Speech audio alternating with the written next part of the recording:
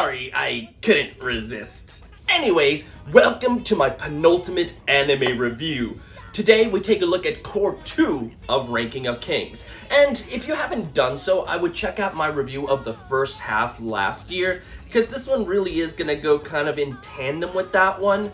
And since the series is, for right now anyway, complete, I am going to give it a final score after I rank the Core 2 part of it all. And yes, I know there's really more to it than that, but as it stands, it does feel like a complete series. So I'm gonna go into the notion that it might not continue, seeing as we haven't gotten a green light as of this time and moment for a second season. So with that all in mind, let's go ahead and jump right into this review.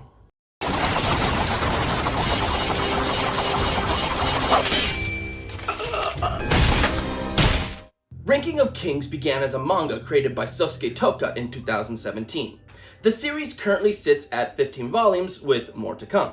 The anime premiered in October of 2021 and was a pretty big hit, especially in China, where it received critical praise for just how heartwarming its story was. The first half of the anime was also nominated for Anime of the Year for 2021. During my review of it, I praised it for its interesting story, great cast of characters, impressive action for what there was, and its goddamn adorable lead character Bojji. It had a very strong start, resulting in me awarding it a 4.5 out of 5.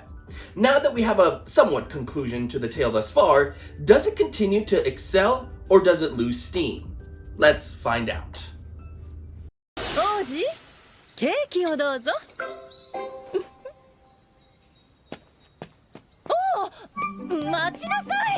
As this is a Core 2, the story really is just an extension of the first half of the season.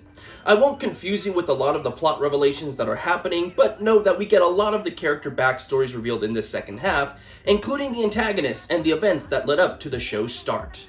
For those who don't know, Bojji is a prince who is deaf and not very strong. He dreams of becoming a king, but his disabilities and naive nature make it harder for others to see him as so. Thus, it is announced that his younger brother is chosen to take over the throne instead. The show tackles his journey to gaining strength and proving himself worthy of the crown. Just about all the story threads that began this season are resolved in the end, making it a great little show that can easily be binged. There are some plots that are tied up a bit too easily, and the story tends to suffer from a little too much everyone is worthy of redemption arcs. But seeing as the tale is trying to be as sweet as possible, I can give it somewhat of a pass here. What I do think is a problem is how easily some plot threads are overcome. I don't want to ruin it for those who are still watching, but to give an example, there are some things that Bojji is told he just cannot do, and is gonna have to find a way to work around those limitations. But the alternatives and answers feel like the very thing he was told he could not do. This isn't a question of him overcoming the limitations they say he has, but one where I believe the creator thought he was being clever and how he was working around them, that they end up feeling like cop-outs. And the same is true of some of the side character plots. They begin so complex, but end up getting resolved in a way that doesn't make any lasting impact. Even when terrible stuff happens to them, the result feels as if nothing happened, which is a problem. Now, that's not to say that I'm opposed to limitations being broken or character arcs being resolved nicely, but I would have liked more thought put into each.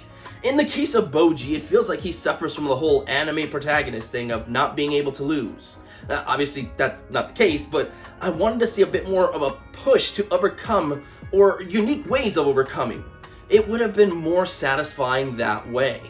Still, I can't say that this greatly distracted me from enjoying the show, and one aspect that I complained about in the first half was that while its action is good, there's not that much of it. Well, problem solved, because the second half definitely has much more, and it's just as entertaining, if not more so.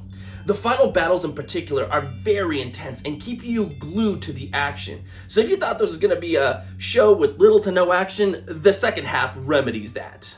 The anime also knows how to make a character sympathetic. I should have expected as much since how well they handled it with Bojji, but damn, do they hit you in the feels more than once. And of course, Bojji continues to be the sweetest of cinnamon rolls.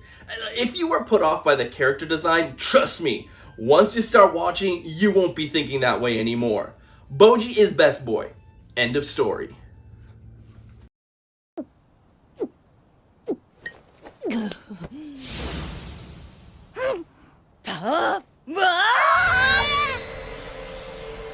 While the animation of the show is pretty to look at, I think its strongest asset is in how unique each character looks. I'm almost reminded of One Piece in terms of how vastly different the body sizes and facial structures of each can be. But unlike One Piece though, there are definitely some pretty creepy designs here. If anything, it adds to the feeling of satisfaction when one of the character manages to overcome one of the scarier looking adversaries. The world itself is also an interesting one. It's populated by quite a bit of kings, thus the title. And if the show does continue, I would like to see all the different places and looks to each of these environments and characters that Bojji will come across explored more. We get a small taste of it here, but more can definitely be done. I'm almost sad this isn't a video game, as I would love to explore the world for myself.